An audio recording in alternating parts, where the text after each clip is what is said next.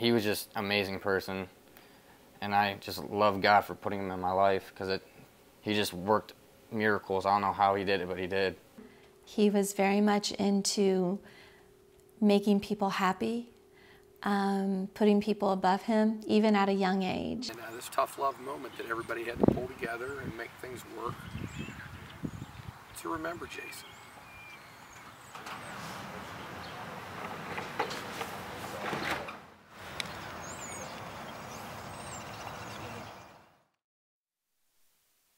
As soon as I saw him, I knew it, because he was blue in the face and everything. I thought he was choking at first, so I hurried up and flipped him over and started CPR.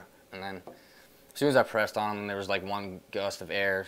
And Kenneth headed back to the football team to practice, and he laid the message to the coach, and they came running out to the house. They actually slammed on the brakes in the driveway, and they made skirt marks on the road. And then the officer came out. He's like, "Do you want me to make the call to his mom and dad?" I was like, "Nah, I feel like I should be the one to tell him." I called his mother, Pam. She answered the phone. She was like, "What's up, Christian?" Any other time, I probably would never have answered my phone during school, but I answered it. I was like, "Pam, I got some really bad news." And I was shaking real bad. She couldn't understand me. And he could hardly get it out, and I thought I heard him say, "Jason's gone." I'm like, "Jay's gone." She's like, kept asking me like 5 times, "What?" I just remember saying, "What? What?" Like screaming on the phone. I'm like, "I'm so sorry, he passed away." And he told me he didn't wake up. She hung up the phone. I guess she relayed the message to Randy. And I expected her to be telling me that her niece who was having surgery, either it went well or it went bad. And it was really weird, because I tried to pick up the phone and it dropped, so I actually took my phone outside and I called Mrs. Bitsko, and she said, "Jason's dead." And I was just like, "What?"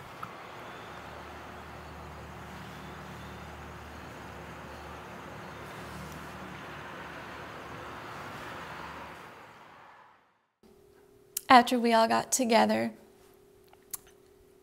I met Jason's dad at the high school where he taught. And we all took the ride in the Suburban like it was the day we dropped Jason off at Kent State. Even though everybody was sad, we were having a lot of great memories, remembering stuff, even though it was a shock. A few hours after that, we drove up to Kent as a family, and we went to the hospital where they had Jason, and they gave us time to see him. That was the worst day of my life.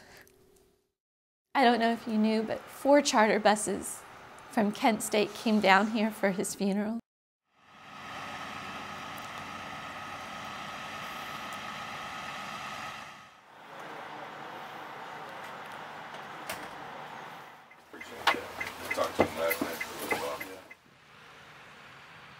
This was the Jason I knew, and I think it helped so much at that time to get through those first rough days, knowing that the rest of the country was learning about who my son was, and that he wasn't just this football player. There was a lot more to Jason's life than football. He was a great friend. He had an incredible faith in God.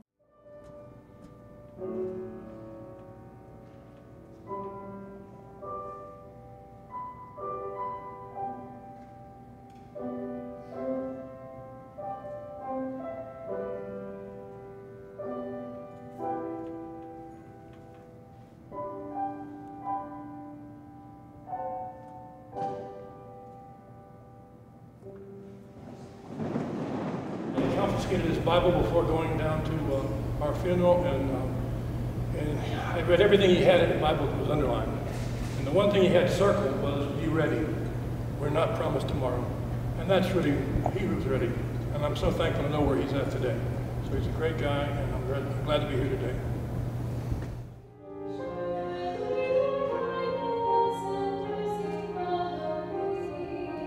It's the first thing you think of when you wake up in the morning, and it's the last thing on your mind.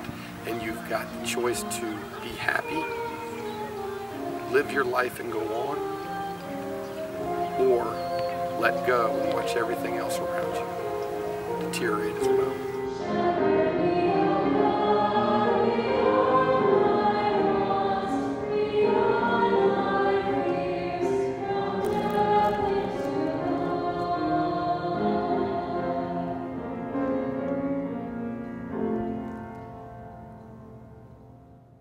Set his room up with all this stuff that he ever gave me. I have some letters up in my room that he wrote to me.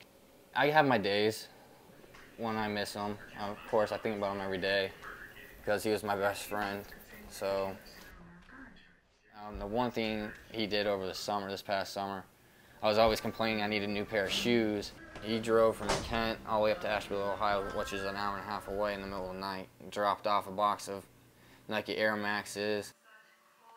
The Lord really helps me out with this because if I have problems, I'll just talk to him about it. Reading John. To lay down one's life for one's friend. Seek his kingdom and these things will be given to you as well. So like the faith, what's it say?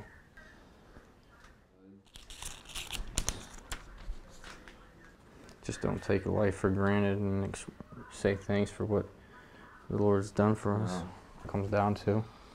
Like I miss him, but it's like I know I'm gonna see him again regardless what circumstances are. Like I'm gonna see his big smile and his beautiful face one more time and for eternity. So.